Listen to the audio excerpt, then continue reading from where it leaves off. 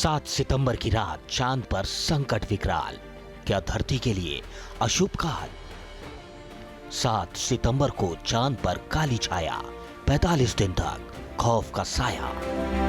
7 सितंबर को 4 राशियों पर मचेगा कोहराम, क्या आएगा भूकंप, जल प्रलय और संग्राम।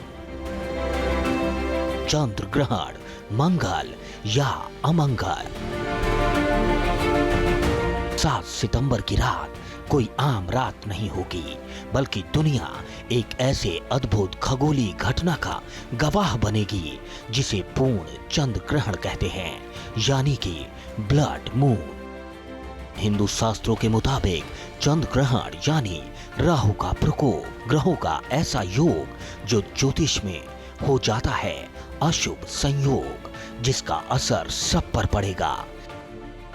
भारतीय समय के मुताबिक चंद्र ग्रहण की शुरुआत 7 सितंबर की रात 9:41 पर होगी। चंद्र ग्रहण का मध्य समय होगा रात 11:41 पर और मोक्ष यानी ग्रहण खत्म होगा 8 सितंबर की रात 1:27 पर।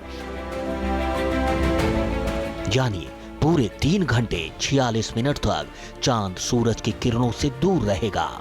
3 साल बाद का ये पूर्ण चंद्र ग्रहण होगा, लेकिन 122 साल बाद ये दुर्लभ संयोग होगा जब पितरों का तर्पण करने से पहले ही हमें चंद्र ग्रहण का सामना करना पड़ेगा। चंद्र ग्रहण के साथ ही पितृपक्ष की शुरुआत होगी। ये साल का आखिरी चंद्र ग्रहण होगा, लेकिन ये खग्रास चंद्र ग्रहण दुनिया के तमाम बड़े हिस्सों में दिखेगा। करीब 85% दुनिया की आबादी चंद्र ग्रहण के प्रभाव में रहेगी। उनकी नजरों के सामने चांद अंधेरे में डूबेगा। भारत में चंद्र ग्रहण साफ दिखेगा। यूरोप, एशिया, अफ्रीका, उत्तरी अमेरिका के पश्चिमी भाग, रूस, चीन, जापान, तमाम देशों में चांद ब्लड मून बन जाएगा। भाद्रपद के शुक्ल पक्ष की पूर्णिमा को लगने वाला चंद्र ग्रहण का सूतक काल 9 घंटे पहले ही शुरू हो जाएगा और ये तभी खत्म होगा जब चांद पर से ग्रहण खत्म होगा। सूतक काल की शुरुआत करीब 12:41 पर हो जाएगी। सूतक काल खत्म होगा 8 सितंबर की रात 1:27 पर। अब आपके मन में सवाल उठ रहे होंगे, सूतक काल के दौरान क्या नियमों का ध्यान रखना चाहिए, क्या करना चाहिए और किन कामों से बचना चाहिए। पूजा पाठ से बचना चाहिए, नाखून और बाल नहीं कटवाना चाहिए, गर्भवती महिलाएं सावधानी बरतें, कैंची, चाकू, सुई धागे का इस्तेमाल नहीं करें। ये तो रही सूतक काल की बात, लेकिन क्या कहता है ज्योतिष शास्त्र, क्या कहती है ग्रहों की चाल और क्या कहती है मंगल और अमंगल की भविष्यवाणी।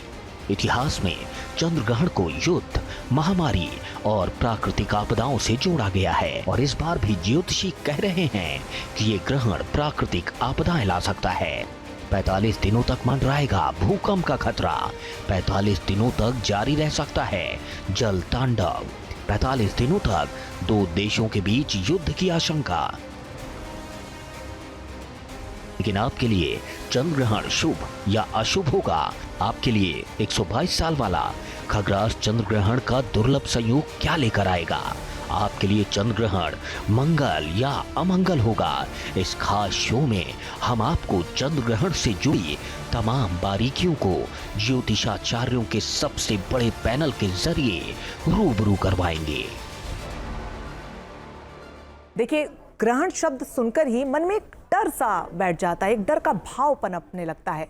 ग्रहण अपने साथ अशुभ संकेत लेकर भी आता है और साल का दूसरा और आखिरी चंद्र ग्रहण पड़ने वाला है। यह चंद्र ग्रहण आपके जीवन में क्या बदलाव लेकर आएगा, इस बेहद अहम खगोलीय घटना का दुनिया पर क्या प्रभाव पड़ेगा, चंद्र ग्रहण का प्रभाव कितना अशुभ और अमंगल हो सकता है और यह ग्रहण इस बार किन राशियों पर कैसा असर डालेगा, इस ग्रहण के दौरान क्या आपको करना चाहिए और क्या नहीं करना चाहिए, इन तमाम सवालों के जवाब जानने के लिए हमारे साथ आज जुड़ रहा है ज्योतिषाचार्यों का एक बड़ा और सबसे प्रमाणिक पैनल। सबसे पहले इन सभी का तारुफ आपसे करवा देती हूँ। पंडित प्रकाश जोशी जी हमारे साथ है, बहुत स्वागत है सर आपका। डॉक्टर अरविंद त्रिपाठी जी हमारे साथ है, बहुत स्वागत है सर आपका भी। पारुल चौधरी हमारे साथ है, बहुत स्वागत है मैम आपका। डॉक्टर नीति शर्मा हमारे साथ है, आपका भी मैम बहुत स्वागत है। आचार्य सेवी सिंह भी हमारे साथ हैं, बहुत स्वागत है आपका। सबसे पहले शुरुआत अरविंद जी मैं आप ही के साथ करना चाहूंगी। सबसे पहले तो ये बताइए कि चंद्र ग्रहण जो 7 सितंबर 2025 को लगने वाला है जी, उसकी शुरुआत कब होगी, कब ये खत्म होगा? जी देखिए रंजना, ये जो ग्रहण होता है, ग्रहण कभी भी अच्छा नहीं होता। कहते हैं कि चंद्रमा मनसो जायते, चंद्रमा मन का कारक होता है। जब ग्रहण लगता है तो पूरे प्रकृति पर उसका बहुत ही गलत प्रभाव पड़ता है, आदमी की मन स्थिति खराब हो जाती है। तो ग्रहण का देखा जाए तो प्रभाव अच्छा नहीं पड़ता, और यह भारत के अतिरिक्त अन्य देशों में भी लगेगा। यह खगास चंद्र ग्रहण है, भाद्रपद शुक्ल पक्ष की पूर्णिमा तिथि को लग रहा है, और उस दिन पूर्व भाद्रपद नक्षत्र है। तो ग्रहण काल, कहते हैं कि ग्रहण काल कभी भी अच्छा नहीं होता। तो जब भी चंद्र ग्रहण होता है तो उसमें तमाम तरह की प्राकृतिक दुर्घटनाएं होती हैं। जिन जिन देशों में यह ग्रहण लगेगा वहाँ अंतर्राष्ट्रीय स्तर पर काफ़ी उथल पुथल होगा, भूकंप आएगा, दुर्घटनाएं होंगी, राजाओं के लिए खतरा है। जिनकी छवि बहुत अच्छी है उनकी छवि धूमिल हो सकती है। जिन प्रदेशों में देशों में चुनाव होना है वहाँ की राजनीतिक की स्थिति बदल जाएगी, काफ़ी उथल पुथल दिखेगा। आर्थिक स्थिति बढ़ेगी भी घटेगी भी, शेयर का रेट काफ़ी घटेगा, सोने का रेट बढ़ेगा, क्रूड ऑयल का रेट घटेगा। आर्थिक स्थिति पर भारत सशक्त होगा। भारत की भूमिका बहुत महत्वपूर्ण होगी, क्योंकि जब भारत में जब ग्रहण लगेगा उस समय जो ग्रहों की पोजीशन होगी, कुंभ राशि का 10वें भाव में है, तो कहते हैं कि जहाँ ये राहु होता है चंद्रमा के साथ, राहु और शनि एक साथ बैठ गया, तो शनि को कहते हैं कि कुजवत केतु शनिवत राहु। शनि जिस भाव में बैठता है उस स्थान को अच्छा प्रभाव देता है। 10वां भाव लोकतंत्र का, सत्ता का कारक ग्रह है। तो यह भारत के लिए बहुत अच्छा है, भारत के राजा के लिए बहुत अच्छा है। भारत के राजा सशक्त होंगे, उनकी भूमिका और मजबूत होगी। जो इनके विरोधी हैं वो औंधे मुंह गिरेंगे, और इनकी भूमिका बड़ी ही अच्छी होगी, और अंतर्राष्ट्रीय स्तर पर इनकी महत्व बढ़ेगा। आर्थिक स्थिति सशक्त होगी, सुपर मिसाइल आयुध बनेंगे, और बहुत ऐसे साइंस में खोज होंगे, विज्ञान में खोज होंगे, चाहे वह मेडिकल का फील्ड हो, चाहे टेक्निकल फील्ड हो, हर फील्ड में भारत का चतुर्दिक विकास होगा। तो देखा जाए तो ग्रहण भारत के लिए अच्छा है।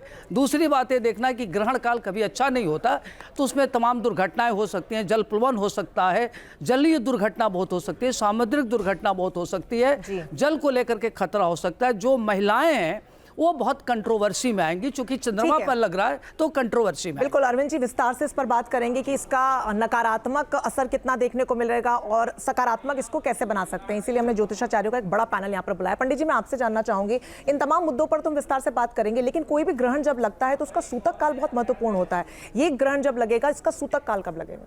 देखिए, ये जो ग्रहण है इसका जो सूतक काल है वो 9 घंटे पहले चंद्र ग्रहण का, और सूर्य ग्रहण जब भी लगता है तो उसका 12 घंटे पहले सूतक काल प्रारंभ हो जाता है। अब सूतक काल के अंदर हमें कुछ खाना नहीं बनाना चाहिए, शास्त्रों के अनुसार उसको शुभ काम नहीं करना चाहिए, मंदिरों का रखरखाव नहीं करना चाहिए। जो भी महिलाएं देख रही हैं, खासकर गर्भवती महिलाएं, तो गर्भवती महिलाओं को वाहन नहीं चलाना चाहिए, क्योंकि वो थोड़ा अच्छा नहीं माना जाता है। और गर्भवती महिलाओं को सोना भी नहीं चाहिए, ये शास्त्र में लिखा हुआ है। और साथ ही साथ नाखून नहीं बनाना चाहिए, तेल नहीं लगाना चाहिए। और यदि आप रोगी हैं तो आप क्या है कि दवाई ले सकते हैं, लेकिन उसके अंदर तुलसी दल यानी तुलसी का पत्ता डाल के आपको जल ग्रहण करना है, चाय ग्रहण करनी है, कॉफ़ी ग्रहण करनी है, क्योंकि ऑफिस में होंगे ज़्यादातर लोग, तो आप तुलसी दल डाल के आप ले सकते हैं, वो ही आपके लिए शुभकारी रहेगा। यानी कि कुल मिला के अगर देखा जाए तो इसके अंदर जो आपको नहीं करना है वो मैंने आपको बता दिया है। अब क्या करना है, तो करने में, क्योंकि चंद्रमा मन सो जाता है, जो चंद्रमा होता है मानव का मन होता है, और मन के हारे हार है और मन के जीते जीत। अगर आपका स्थिर है तो आपने जग जीत लिया। तो ऐसे में ओम सोम सोमाय नमः, ओम चंद्र चंद्रमसे नमः, यानी कि चंद्रमा का जितना जाप आप कर सकते हैं उतना अच्छा आपके लिए उस समय पे रहेगा। सफ़ेद चीज़ अगर आप दान दे सकें, या जैसे जीव होते हैं बाहर, उनको आप दूध पिला सकें तो बहुत ही अच्छा रहेगा। सफ़ेद चीज़ दान दे सकें तो बहुत ही अच्छा रहेगा। तो इस तरह की चीज़ें आप कर सकते हैं, लेकिन इस समय पे आपको खाना नहीं बनाना है, सोना नहीं है, ये थोड़ी चीज़ें आपकी वर्जित हैं। बिल्कुल पंडित जी, वो कहते हैं ना कि सकारात्मकता के साथ अगर आप अच्छे कर्म भी करते हैं तो आपको जो फल है वो आज नहीं तो कल अच्छा मिलेगा ही। तो आप जो पंडित जी ने बताया है कि उम्मीद है ध्यान से सुना होगा। आचार्य सेवी जी, मैं आपसे समझना चाहूंगी, चंद्रग्रहण चूंकि लग रहा है और हर कोई जानना चाहता है कि उनकी राशि पर इसका क्या इम्पैक्ट होने वाला है, तो राशियों के आधार पर अगर आप बता पाएं कि क्या ये पूरी तरीके से नेगेटिव होगा, और अगर हाँ तो इसको हम पॉजिटिव कैसे कर सकते हैं? बिल्कुल, देखिए जैसे कि आदरणीय आचार्य जी पहले ही बता चुके हैं कि चंद्रमा जो है वो हमारे मन का कारक होता है। और काफ़ी बार ये भी देखा गया है कि लोगों की ये क्वेश्चन होती है या क्वेरी होती है कि चंद्र ग्रहण जो है वो भारत में दृश्य नहीं है या किसी अन्य देश में दृश्य अगर नहीं होता है तो क्या उसका प्रभाव हम पर नहीं पड़ता है। देखिए, सबसे पहली बात तो यह है कि चंद्र ग्रहण इस बार भारत में दृश्य है। और दूसरी चीज़ ये है कि चंद्र ग्रहण क्योंकि आपके मन का कारक है, तो चाहे आप देश दुनिया के किसी भी विभाग में, किसी भी भाग में क्यों ना बैठे हो, इसका असर आप पर, आपकी राशि अनुसार या इन जनरल भी आप पर ज़रूर पड़ता है। तो जब भी ऐसी स्थिति आती है, ग्रहण की स्थिति आती है, तो कोई भी राशि अनुसार इसका जो प्रभाव होता है वो अच्छा नहीं होता है। हाँ, किसी पे प्रभाव जो है वो कम हो सकता है या ज़्यादा हो सकता है। सबसे पहले ये चंद्र ग्रहण जो है वो कुंभ राशि में लग रहा है, तो इसी वजह से कुंभ राशि से जो भी व्यक्ति अपने जीवन में प्रभावित होते हैं उनके ऊपर इसका प्रभाव जो है, कुछ नकारात्मक प्रभाव जो है वो देखने को डेफिनेटली मिलने वाला है। दूसरी और अन्य राशियां जो इससे प्रभावित होने वाली हैं, वृष राशि यानी कि टॉरेंस जो है वो इससे काफ़ी ज़्यादा प्रभावित हो सकते हैं। उनको कहीं ना कहीं धन की हानि जो है इस समय के दौरान उनको देखनी पड़ सकती है। मिथुन राशि के लिए भी ये जो ग्रहण है वो बहुत ज़्यादा सकारात्मक जो प्रभाव है वो नहीं लेकर आ रहा है। कर्क राशि के लिए भी, क्योंकि चंद्रमा कर्क राशि के कारक ग्रह माने गए हैं, उनके स्वामी ग्रह माने गए हैं, तो उनको भी कहीं ना कहीं थोड़ा सा ख्याल ज़रूर रखना चाहिए। समसप्तक दृष्टि से अगर हम बात करते हैं तो उससे सिंह राशि है वो भी कहीं ना कहीं प्रभावित होती हुई नजर आती है, क्योंकि केतु वहाँ पे सूर्य के साथ में प्लेस्ड है। तो हर तरीके से ये जो राशियां हैं वो कहीं ना कहीं दुष्प्रभाव में आ रही हैं। लेकिन मैं ये भी बोलना चाहती हूँ कि जैसे आचार्य जी ने जब शुरुआत ही की थी तो उन्होंने बताया था कि देश दुनिया में कई सारी बड़ी दुर्घटनाएं जो हैं या बड़े हादसे जो हैं वो हो सकते हैं। और क्योंकि जब हम देश दुनिया की बात करते हैं तो हमारा सबसे पहला जो ख्याल जाता है वो हमारे देश के मुखिया की तरफ ही जाता है। तो मोदी जी की अगर हम बात करते हैं तो उनको डायरेक्टली कोई भी इस समय के दौरान खतरा नहीं नजर आता है, लेकिन हमारे देश पर आर्थिक संकट जो है वो हो सकता है, क्योंकि एकादश भाव की राशि यानी कि धन भाव की राशि जो है वो कुंभ राशि है और उसमें ग्रहण लग रहा है। और हमारी भारत की कुंडली के अनुसार ये दशम भाव की राशि आती है जो कि राज्य का स्थान है, राज्य का भाव है। तो ऐसे में हो सकता है कि हमारी गवर्नमेंट के थ्रू कुछ बहुत कड़े निर्णय जो हैं वो लिए जाएंगे। जो भी लोग हिंसा करते हैं, गलत कार्य करते हैं, उनके अगेंस्ट कोई ना कोई गवर्नमेंट के थ्रू उनको दंड देने की या उनको सज़ा देने के जो नियम है वो ज़्यादा स्ट्रॉन्ग होते हुए नज़र आते हैं। व्यापारी वर्ग जो है उनको इस समय के दौरान मैं ज़रूर कहूँगी कि हो सकता है कि उनको बिजनेस में मंदी जो है वो देखने को मिल सकती है, क्योंकि महत्वपूर्ण बात यह है कि ये जो ग्रहण लग रहा है ये रविवार के दिन लग रहा है, भाद्रपद का महीना है, पूर्व भाद्रपद नक्षत्र है और कुंभ राशि में यानी कि वायु तत्व राशि में ये ग्रहण जो है वो लग रहा है। इस समय के दौरान देश दुनिया में जो हमारा भारत आगे बढ़ के डील्स कर रहा है तो उसमें हो सकता है कि कहीं ना कहीं जितना हम रिजल्ट की आशा कर रहे हैं या हम उम्मीद कर रहे हैं कि हमें उतना फेवरेबल रिजल्ट इन डील्स के थ्रू मिल सके, उसमें कहीं ना कहीं कमी आती हुई नजर आएगी। और वायु तत्व का मतलब होता है किसी भी चीज़ का बहुत जल्दी से स्प्रेड होना, तो इसी वजह से हो सकता है कि कोई बीमारी जो है, कोई संक्रमण जो है वो बहुत जल्दी से देश विदेश में फैलता हुआ आपको नजर आए। और खास करके मैं ये बताना चाहती हूँ कि 7 तारीख को चंद्र ग्रहण है, 21 तारीख को सूर्य ग्रहण है। सूर्य ग्रहण भारत में दृश्य नहीं है, लेकिन अन्य कई ऐसे देश होने वाले हैं, जैसे कि ऑस्ट्रेलिया का जो देश है वहां पे ये दोनों ग्रह जो है वो विजिबल होने वाले हैं। तो ऐसी जो स्थितियां हैं या ऐसे जो देश हैं जहां पे स्पेसिफिकली ये दोनों ग्रहण दिखेंगे, वहां पर और ज्यादा जो दिक्कतें हैं वो बढ़ती हुई नजर आ सकती है। और वो कौन से उपाय होंगे और कैसे इसे और ज्यादा कम किया जा सकता है, आगे इस पर आपसे जरूर जवाब लूंगी। इससे पहले डॉक्टर नीति मैं आपसे समझना चाहूंगी, क्योंकि हमारे देश के साथ दुनिया के अलग अलग देशों में ये ग्रहण दिखने वाला है, दुनिया पर इसका क्या प्रभाव पड़ेगा? देखिए, सबसे पहले तो हमको ये समझने की आवश्यकता है कि ये जो ग्रहण है ये एक एस्ट्रोनॉमिकल इवेंट है जो एक इंटरवल पे, एक एग्जैक्ट इंटरवल पे नॉर्मली घटित होता है। अमूमन साल में 4 ग्रहण लगते हैं, 2 सूर्य ग्रहण, 2 चंद्रमा के ग्रहण, और अगर कभी इससे ज़्यादा ग्रहणों की अवस्था बनती है तो वो ज़्यादा अहितकारी होता है। इस समय जो ग्रहण लग रहा है, जैसे कि सारे आचार्यों ने बताया, कुंभ राशि में लग रहा है, वायु तत्व राशि में लग रहा है। और कुंभ राशि इस समय पाप कर्तरी में है, यानी कि एक तरफ शनि है जो वक्री अवस्था में है, दूसरी तरफ प्लूटो है। तो अगर आप समझने का प्रयास करें, जब इतना सारा नकारात्मक प्रभाव, ग्रहण की स्थिति कब बनती है? जब सूर्य, चंद्रमा और पृथ्वी एक एक्सिस पे आ जाते हैं और इन बिटवीन राहु केतु की एक्सिस, जिसको नॉर्थ नोड और south node of the moon कहते हैं, बेसिकली इंटरसेक्शन पॉइंट होता है चंद्रमा और पृथ्वी की ऑर्बिट्स का। जब ये एक धुरी पे आ जाते हैं तब ग्रहण की स्थिति बनती है, यानी कि जो दो ग्रह इस पूरे सोलर सिस्टम को प्रकाशमय करे हुए हैं, एक तो सूर्य प्राइमरी और उसके बाद चंद्रमा, जब यहाँ पे ये अंधकार में डूब जाते हैं इस शेडो की वजह से जो पृथ्वी बीच में आ रही है, तो निश्चित रूप से नकारात्मक प्रभाव ज़्यादा होता है। लेकिन वहीं पैरेलल आपको ये समझना है, आध्यात्मिक और ज्योतिष दृष्टिकोण से कोई भी ग्रहण जो होता है वो कहीं ना कहीं अवसर प्राप्ति का भी समय होता है। इस समय अगर आप मंत्र चैंटिंग करते हैं, कोई सिद्धि की प्राप्ति करते हैं, ध्यान लगाते हैं, दान पुण्य करते हैं, तो उसका जो प्रभाव है 100 गुना बढ़ जाता है। इस समय जब आपने मुझसे प्रश्न किया कि पूरे विश्व पे इसका क्या प्रभाव रहेगा, चंद्रमा क्योंकि जल का कारक माना जाता है और वायु तत्व राशि में है, तो आप देखेंगे कि सुनामी आना, बहुत ज़्यादा बारिश होना, बादल फटना, फ्लड्स आने, इस तरीके के संकट पूरे विश्व में देखने को मिलेंगे। साथ साथ वायु तत्व राशि की वजह से आंधी तूफान आना, वायु दुर्घटनाएं होना, जिस प्रकार से प्लेन क्रैश हो रहे हैं, वॉर की स्थिति में भी एग्रेशंस आना, जगह जगह वॉर्स हो रही हैं वहाँ पे एग्रेशन आना। चंद्रमा क्योंकि महिला तत्व को डिनोट करता है, महिलाओं के प्रति अपराध बढ़ जाना, ये विशेष रूप से इस ग्रहण के प्रभाव में देखा जाएगा। 15 दिन के आसपास ग्रहण के, और जब शनि, गुरु और मंगल अगर वक्री अवस्था में हो तो ज्योतिष शास्त्र कहता है ऐसी कंडीशन में भूकंप आने की संभावनाएं बढ़ जाती हैं। यानी कि जब ग्रहण लगेगा 7 तारीख को, उसके 15 दिन आगे और पीछे आप देखेंगे कि विश्व के कई कोनों में, विशेषतः पश्चिमी देशों की तरफ भूकंप आने के, या भारत के भी पश्चिम भाग की तरफ भूकंप आने की जो अवस्था है वो बढ़ जाएगी, चाहे माइन्यूट हो बट अर्थक्वेक जरूर आएंगे। इसके साथ साथ पानी से संबंधित विवाद होना, भारत और पाकिस्तान के बीच में इंडस वाटर ट्रीटी जिसको अभी काफ़ी ज़्यादा विवाद में रहा है, आने वाले समय में सूर्य ग्रहण के प्रभाव से। और एक चीज़ और समझिए कि चंद्रमा और सूर्य के ग्रहण अनुमान 15 दिन के अंतरकाल में, अमावस्या और पूर्णिमा के अंतरकाल में होते ही होते हैं, तो एक साइकिल है जो आसपास ही चलती है। तो आप देखेंगे कि इंडस वाटर ट्रीटी की वजह से भारत पाकिस्तान के बीच में विवाद और युद्ध की स्थिति बढ़ जाएगी इस ग्रहण के प्रभाव से। कहीं ना कहीं पश्चिम देशों की जो ट्रंप का, अगर हम टैरिफ का जो प्लान लेकर आ रहे हैं, कहीं ना कहीं पूरे विश्व में उनका काफ़ी विरोधाभास हो रहा है। ऐसा देखा जाएगा कि बहुत बड़े लीडर्स के खिलाफ विरोधाभास जनता में देखने को मिलेगा, जनता की जनधन की हानि होगी। तो ओवरऑल अगर आप समझें, विश्व स्तर पर इस ग्रहण का नकारात्मक प्रभाव ज़्यादा पड़ेगा।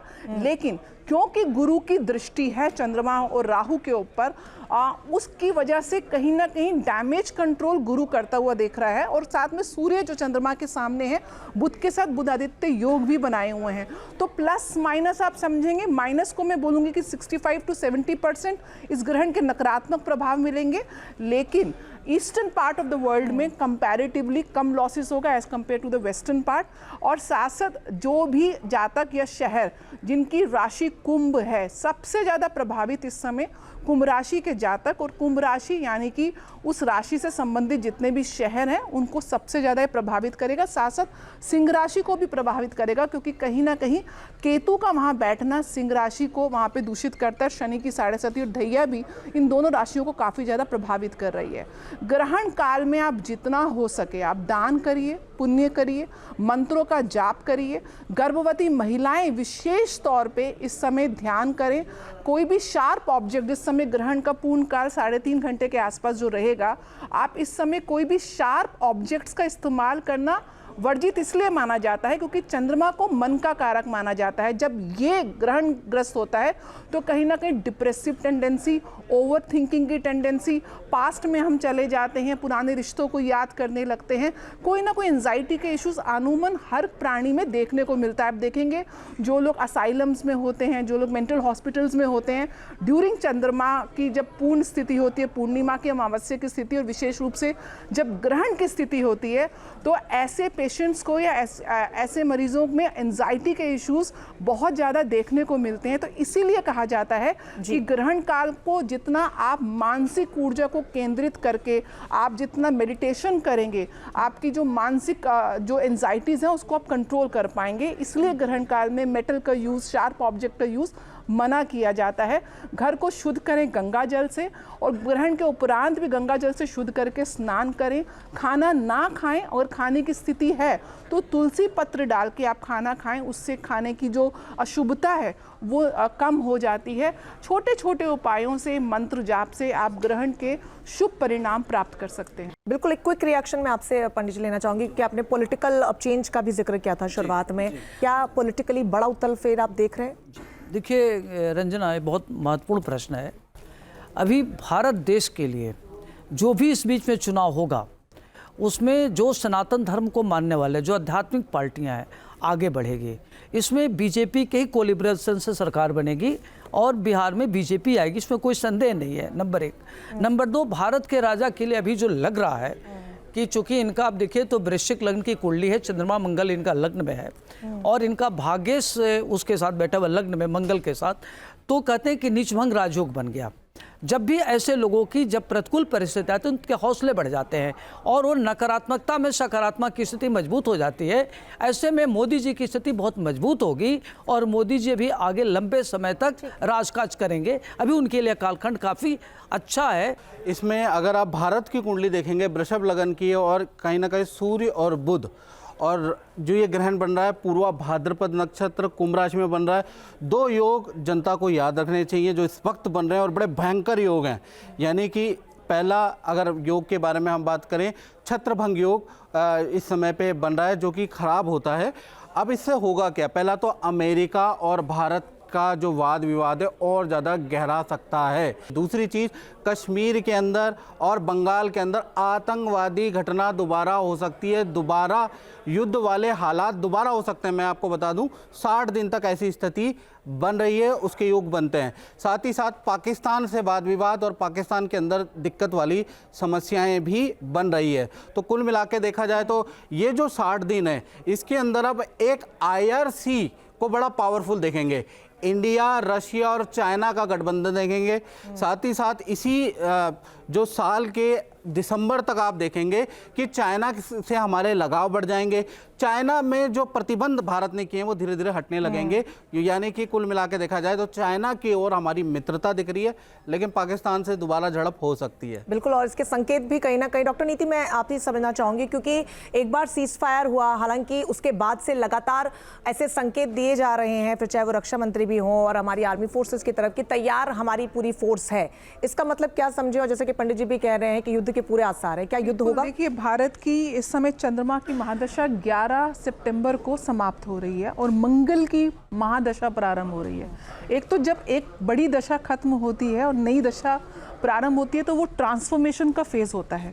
वृषभ लगन की कुंडली में मंगल है सप्तम भाव का स्वामी और द्वादश भाव का स्वामी। सप्तम भाव मारक भाव होता है और द्वादश भाव लॉसेस का भाव होता है।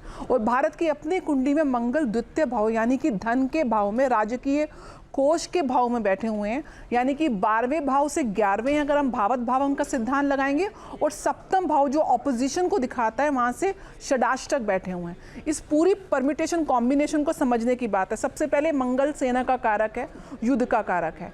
उसकी महादशा प्रारंभ होते ही सेना की गतिविधियां बढ़ जाएंगी।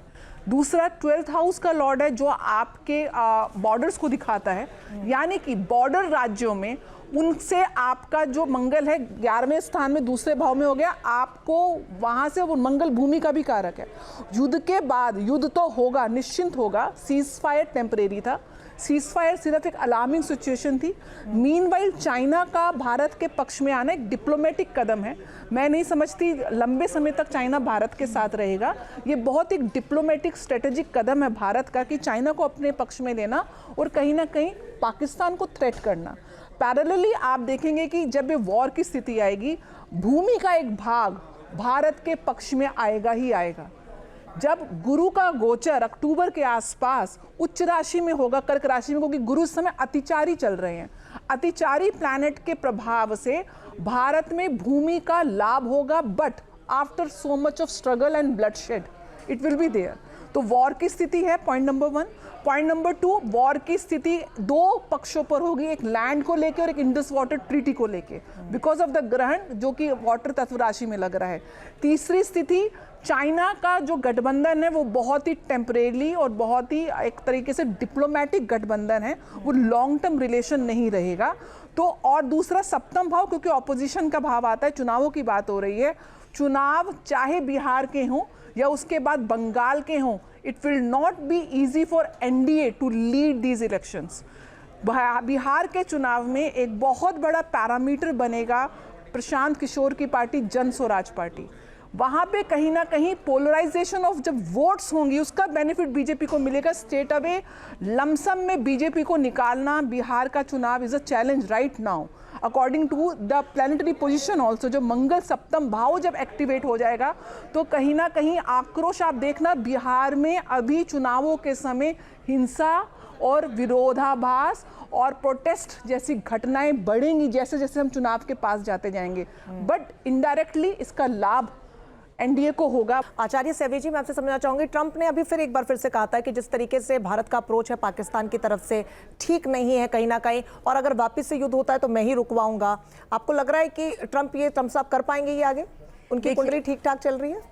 मैं दो महत्वपूर्ण चीज़ें यहाँ पे बोलना चाहूँगी। सबसे पहले जो बात की है कि हमें लगता है कि चाइना जो है वो हमारा साथ दे रहा है। देखिए, चाइना का जो नवांश है वो राक्षसी नवांश है, यानी कि वो जब भी किसी से मित्रता करेगा, जब भी किसी से आगे जाके बढ़कर बात करेगा, तो उसमें उसका अपना खुद का फ़ायदा जो है वो सर्वोपरि वो हमेशा रखेगा। और साथ में क्योंकि ये जो अभी ग्रहण चल रहा है उसमें मैं दो चीज़ें बोलना चाहूँगी। ये कुंभ राशि में ग्रहण लग रहा है और कुंभ राशि के कारक ग्रह जो है वो शनि देव है, यानी कि श्रम से जुड़े हुए जो व्यक्ति कार्य करते हैं, श्रम से जुड़े हुए कार्य करने के व्यक्ति, साथ में इंडस्ट्रीज, बिजनेसमैन जो हैं उनको कहीं ना कहीं, और साथ में लकड़ी से जुड़ा हुआ जो कार्य करते हैं उन लोगों को कहीं ना कहीं अपने काम में मंदी, लॉसेस जो है वो देखने को मिलेंगी। और खड़ी फसलों का जो लॉस है, मक्का, बाजरा, इस तरीके की जो खड़ी फसलें होती हैं उसमें भी कहीं ना कहीं लोगों को थोड़ी सी परेशानी आप कुछ कहना पड़ेगी। मैं ये कहना चाहता हूँ कि ट्रंप की अगर कुंडली देखी जाए तो ट्रंप की सिंह लगन की कुंडली है और ये ग्रहण खासा ट्रंप पे अगर देखा जाए तो असर देगा, क्योंकि इनके सप्तम भाव में चंद्र राहु की युति है। तो जो चंद्रमा होता है वो कपास का कारक है, लिक्विडिटी का कारक है, सफ़ेद चीज़ों का कारक है। तो भारत को क्या करना चाहिए कि इन्होंने तो हमारे पे टैरिफ लगाया ही है, भारतीयों को ट्रंप परेशान तो कर ही रहा है, भारत को भी डरना नहीं चाहिए। कोई ना कोई हमें भी 100% कपास पे या सफ़ेद चीज़ों पे हमको भी टैरिफ लगाना चाहिए, जिससे ये बैक वापस आएंगे।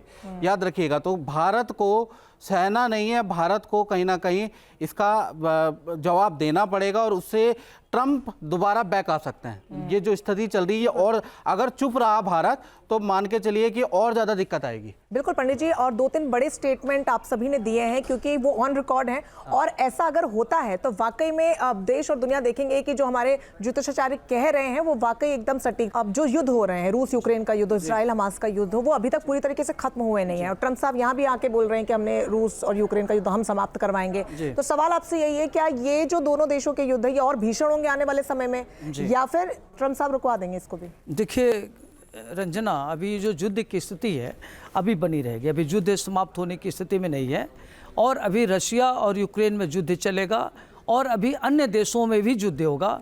और सितंबर के बाद 27-28 सितंबर के बाद जैसे भारत में कौन से वो देश हो सकते हैं जहाँ युद्ध की परिस्थिति अभी भारत पाकिस्तान में होगा, बांग्लादेश में भी स्थिति खराब होगी, और अमेरिका की भी स्थिति खराब होगी, जापान की स्थिति खराब होगी, और जिन जिन देशों में ये भूकंप की स्थिति आ सकती है, जहाँ जहाँ ये चंद्रग्रहण लग रहा है वहाँ भूकंप की स्थिति आ सकती है, आर्थिक स्थिति इनकी खराब हो सकती है। जो इस समय भारत का चाइना से जो डिप्लोमेटिक रिलेशन बना है ये बहुत लंबे समय तक नहीं है, एक स्वार्थ के वशीभूत है और यह दिखाने के लिए, लेकिन इसमें पाकिस्तान की स्थिति खराब होगी। पाकिस्तान के 4 टुकड़े होंगे जिसमें कुछ भूखंड जैसा आपका एलओसी है वो भारत में आएगा। तो देखा जाए तो भारत की स्थिति युद्ध में मजबूत होगी, आर्थिक स्थिति भी ठीक होगी, और शेयर की स्थिति धड़ाम से गिरेगी, सोने की स्थिति बढ़ेगी, और क्रूड ऑयल का रेट घटेगा। तो देखा जाए तो भारत की भूमिका बहुत महत्वपूर्ण होगी। पारुल जी, मैं आपसे समझना चाहूंगी, क्योंकि विश्व स्तर पर हम बात कर रहे हैं, लेकिन अगर हम हमारे देश की बात करें, और सबसे कॉमनली आस्क्ड क्वेश्चन होता है अबाउट रिलेशनशिप्स, हमारे रिश्ते जो आज की तारीख में यूं बिखर जा रहे हैं। बड़े बड़े सेलिब्रिटीज जिनके पास नाम है, पैसा है, शोहरत है, लेकिन उनके खुद के पारिवारिक रिश्ते, आपने हाल फिलहाल देखे होंगे कि कई कपल्स बड़े सेलिब्रिटीज जिनका डिवोर्स हुआ। आने वाला समय ऐसा क्या देख रहे हैं कि आप खासतौर पे कुछ ऐसे सेलिब्रिटीज का, कि आने वाले समय में ऐसा कुछ दिख सकता है, या फिर आम जनमानस के लिए भी अगर आप बताना चाहें? जी 2025 तो वैसे विरोधाभास ही रहा है और आगे भी रहने वाला है। वैसे चंद्र ग्रहण लग रहा है, भी बताया कि राहु केतु के एक्सेस में आता है, तो वैसे भी एक इल्यूजन देता है, दूसरा डिटैचमेंट देता है। अब चंद्रमा बीच में फंस गया, जो कि इतना सेंसिटिव सा एक ग्रह है, ऊपर से सबकॉन्शियस माइंड आपका क्या होता है, ख़राब होना स्टार्ट हो जाता है। आपके अंदर पेशेंस लेवल ख़त्म हो चुका है आज की डेट में, इसी वजह से रिश्तों में विरोधाभास आते जा रहे हैं। और डिवोर्स आगे आने वाले समय में बोलूँगी आप और सुनेंगे, ऐसा नहीं है यहाँ पर रुक गई हैं चीज़ें, आगे बढ़ती हुई आपको और दिखेंगी। ये चीज़ें बढ़ रही है, धर्म पर भी संकट आता हुआ दिख रहा है, धर्म पर भी उंगलियां उठेंगी, अभी उस पर भी और दिक्कतें आएंगी, चुनाव के टाइम पर भी दिक्कतें आएंगी। और रिलेशनशिप की अगर हम बात करें, बड़े बड़े मैं बोलूँगी महिलाओं पर ऐसी ऐसी टिप्पणियाँ या तंज कसते हुए दिखेंगे, जो कि बहुत ही बुरा होगा। और आगे आने वाले समय में आपको चीज़ें दिखेंगी। हो सकता है किसी नेता पर भी ऐसे कोई टिप्पणी कसी जाए या ऐसा कोई तंज कसा जाए, जिस वजह से यह बहुत बड़ा मुद्दा बन सकता है आने वाले समय में। चलिए, विस्तार से आप सभी ने तमाम सवालों के जवाब दिए, बहुत शुक्रिया हमारे साथ जुड़ने के लिए। उम्मीद है कि आपने ध्यान से सुना होगा। तो ये जो चंद्र ग्रहण है, उसका न सिर्फ हमारे देश बल्कि दुनिया पर भी क्या प्रभाव पड़ेगा, ये हमारे ज्योतिषाचार्यों ने विस्तार से बताया। आप बिल्कुल भी घबराइए मत, जो उपाय भी हमारे ज्योतिषाचार्यों ने आपको बताया उन्हें अपनी दिनचर्या में अपनाइए, ध्यान लगाइए, पूजा पाठ कीजिए, जितना हो सके दान कीजिए। बहुत खुश रहिए, बहुत स्वस्थ रहिए। मुझे फिलहाल इजाजत दीजिए, आप बने रहिए न्यूज़ नेशन के साथ। जहां भक्ति है हर शब्द में, कथाओं में छिपे हैं दिव्य रहस्य और ज्योतिष देता है जीवन को दिशा। धर्म से जुड़ी हर बातों को जानने के लिए हमारे चैनल स्तुति को सब्सक्राइब करें। चैनल पर जाने के लिए इस लिंक पर क्लिक करें।